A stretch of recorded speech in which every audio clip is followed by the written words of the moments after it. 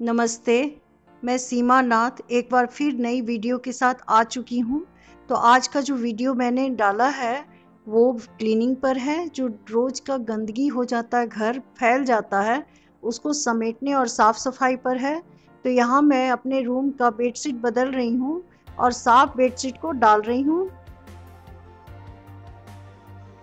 हर 1-2 दिन पर चादरें जो है गंदी हो जाती है और उसको बदल दो और साफ-साफ बिस्तर लगा दो, तो सोने में भी बड़ा आराम लगता है और मन को चैन मिलता है।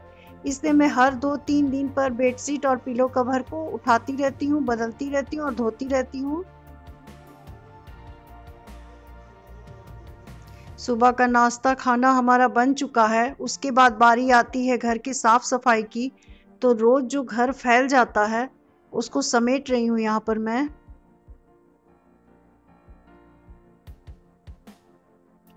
अगर आप मेरे चैनल पर नए हैं तो प्लीज़ मेरे चैनल को सब्सक्राइब करें। अगर आपको मेरी वीडियो देखने में अच्छी लगती है तो उसे लाइक करें और अपने फैमिली और फ्रेंड्स के बीच शेयर करें। तो ये देखिए मैं जल्दी-जल्दी हाथ चला रही हूँ।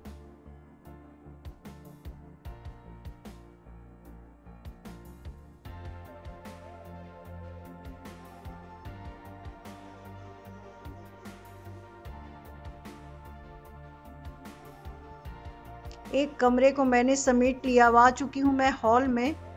तो हॉल का बिस्तर को साफ सफाई कर रही हूँ। अभी भी कुछ ठंड हमारी तरफ पड़ रही है, जैसे रात और सुबह में ठंड हो जाती है और दोपहर को काफ़ी तेज़ धूप होती है। तो इस तरह का मौसम कुछ चल रहा है हमारा। तो ये बेडशीट गंदी हो गई थी, इसको हटा दिया मैंने। अब दूसरी साफ चादर बिछाऊंगी।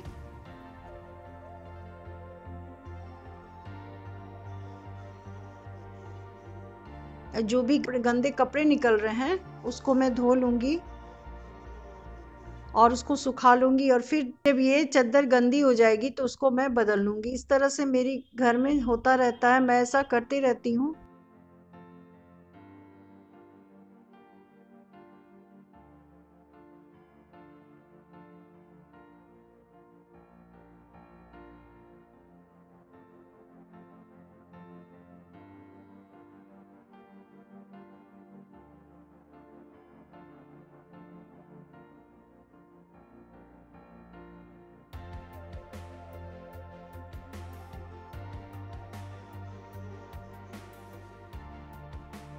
सुबह सुबह पूरा घर फैला होता है और उसको समेटते समेटते काफ़ी देर हो जाती है।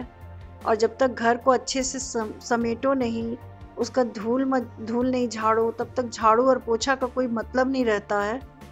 तो ये देखिए, इस पर तो हमारा अधिकार रहा नहीं। इस पर डोलू महाराज का ये बैठने का सोने का अड्डा हो गया है। लेकिन फिर भी रोज़ साफ सफाई करती रहती हूँ। जब साफ कर दूंगी तो जाके डोलू को देखिए, वो फिर से उसी पर सोएगा, उसी पर आराम करेगा। यदि कोई बैठ जाता है तो वो अपने लैंग्वेज में बोलता है कि उतरो, और फिर वो खुद बैठ जाता है। तो इसलिए मैंने कहा कि इस पर हमारा अधिकार अब रहा नहीं, ये डोलू की है। और देखिए मुझे इतना डस्ट लाता है, बाहर से मिट्टी ले आता है और मिट्टी लेके बैठ जाता है। इसलिए मुझे ज़्यादा साफ सफाई करनी पड़ती है सोफे की।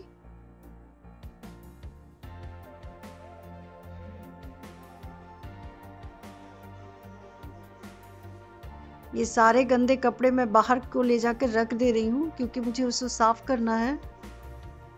और जो भी धूल है वो सब अच्छे से पोंछ लूँगी, फिर मैं झाड़ू करूँगी और घर में पोछा लगा लूँगी। इस तरह मैं अपने घर को क्लीन कर लूँगी। और ये देखिए डाइनिंग टेबल की हालत। घर का ऐसा कोई कोना नहीं रहता है जो बिखरा नहीं रहता है। कितना भी समेटो, कितना भी साफ करो, फिर वो वापस उसी तरह हो जाता है जैसे पहले रहता है।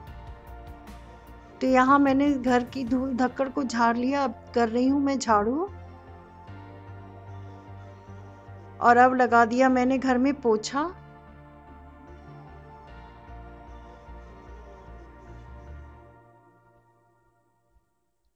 तो यहाँ मेरा क्लीनिंग का काम लगभग खत्म होने पर है।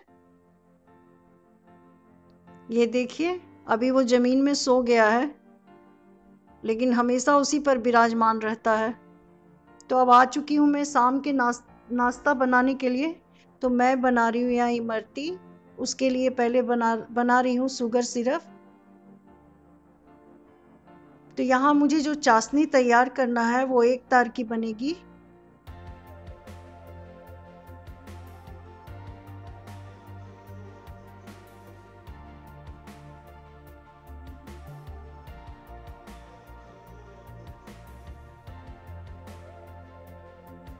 एक इलायची डाल रही हूँ, आप चाहें तो इसकी मात्रा बढ़ा या घटा भी सकते हैं। और ये है फूड कलर जो जलेबी और इमरती में यूज होता है, ये वो कलर है जिसको डालूंगी थोड़ी सी चाशनी में।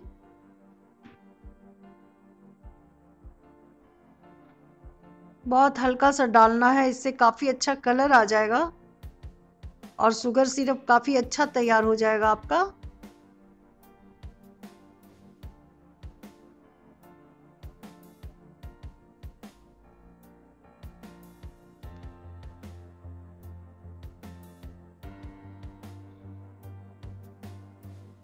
अब हल्की सी डालूंगी मैं केसर, ज़्यादा नहीं, बस हल्का सा, इतना सा डाल दिया मैंने।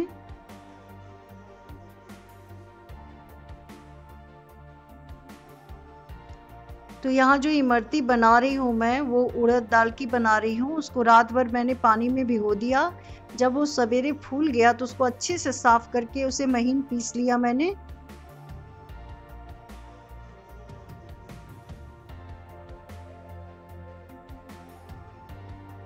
तो ये मेरा शुगर सिरप अब तैयार हो गया।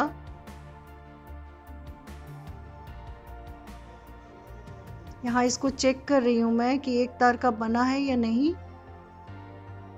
तो ये 1 तार की चाशनी तैयार हो गई। तो अब ये तैयार हो गया। अब मैं इमरती बनाऊंगी, उसके लिए मैंने यहाँ रिफाइंड लिया है। आप चाहें तो इसे घी में भी बना सकते हैं, क्योंकि घी काफ़ी भारी हो जाता है खाने के बाद, इसलिए मैंने यहाँ रिफाइंड लिया है।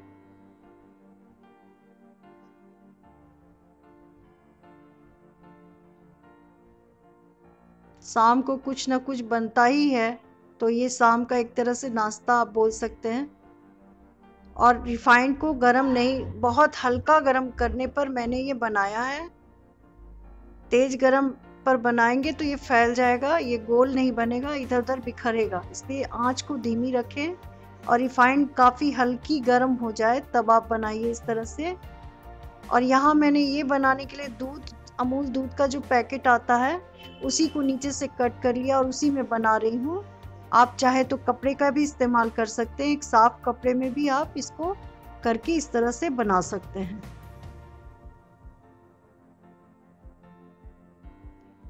जब भी आप इमरती बनाएं, गोल गोल घुमाएं, तो आंच का हमेशा ख्याल रखिएगा, तेज आंच नहीं होनी चाहिए। बहुत हल्का सा रिफाइंड आपका गर्म होना चाहिए, आंच भी कम रहे, तब ये सिमटा रहेगा। नहीं तो ये पुए की तरह, जैसे पुआ फैल जाता है वैसे ये भी फैल जाता है। तो आंच धीमी करके ही आप इसको रिफाइंड में डालिएगा तलने के लिए, और दोनों तरफ से बराबर बराबर सुनहरा होने तक सेक लीजिएगा, जैसे मैंने यहाँ सेका है।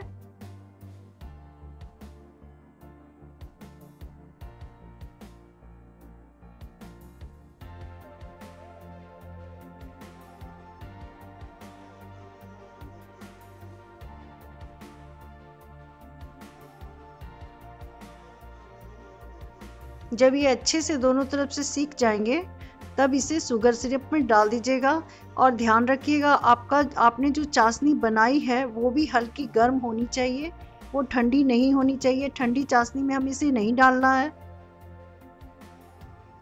तो ये देखिए, ये तैयार हो गया। मैंने इसे डिप कर लिया शुगर सिरप में, दोनों ओर पलट पलट के,